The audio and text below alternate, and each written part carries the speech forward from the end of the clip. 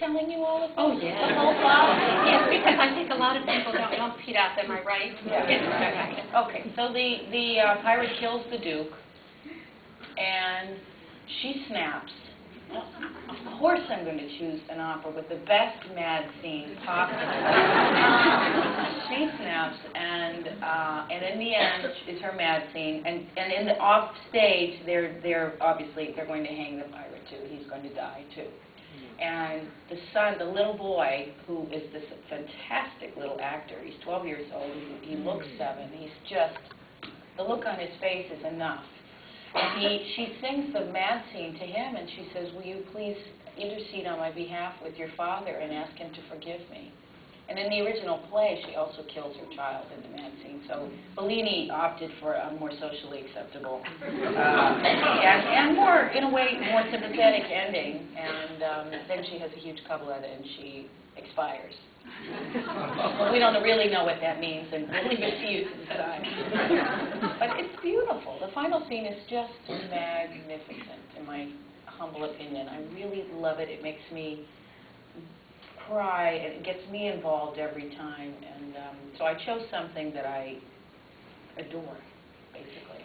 It's really more than a conventional mad scene, I think. Don't you? I mean, it isn't just the fact that she sings it, for example, to the child, half of it. Yeah. In fact, you know, and John Copley does feel that she comes to for that portion of it. That's a very direct request. Although why she thinks that he can go talk to his father, who's dead, I don't know. So she's still a little, not quite all there. You know, they're huge leaps, especially in that cabaletta. Yeah. It's just marvelous. It's very dramatic. How much of that is written by Bellini? How much of it is your choice in terms of ornaments and cadenza? Oh, I'm so glad you asked this question because, as I said to my colleagues today, this is a labor-intensive effort, any bel canto opera, because our job is not simply to show up having learned what's on the page. We have to invest our own creativity and our own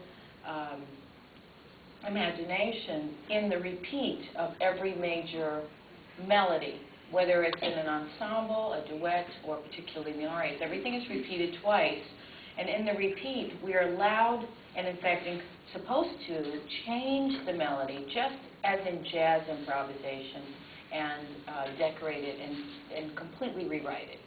Cadenzas can all be redone, and I'm redoing them every day, always looking for the perfect thing. And also, it's not just a question of finding things that are musically interesting, it's also finding things that suit each person's ability, vocal ability, talent, and what's the most effective cadenza or decoration.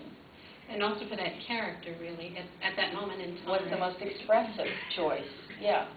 Now, Renee, excuse me, go ahead. Well, I mean, it's endlessly interesting to keep reinventing. For me, who was a composer at the age of 12, you know, it's sort of to do this repertoire for me is a slightly unlived dream. It's wonderful to say these are the things that I choose to do in this repeat of this aria. Now, are you writing all of the ornaments, or did you go to someone originally when you did Pirat? You've done it in concert. I sang it in concert in May, and Philip Gossett, who has been my expert, my reigning expert in this repertoire for many years now, actually worked with all of us in May and prepared an entire series of these decorations. And then I take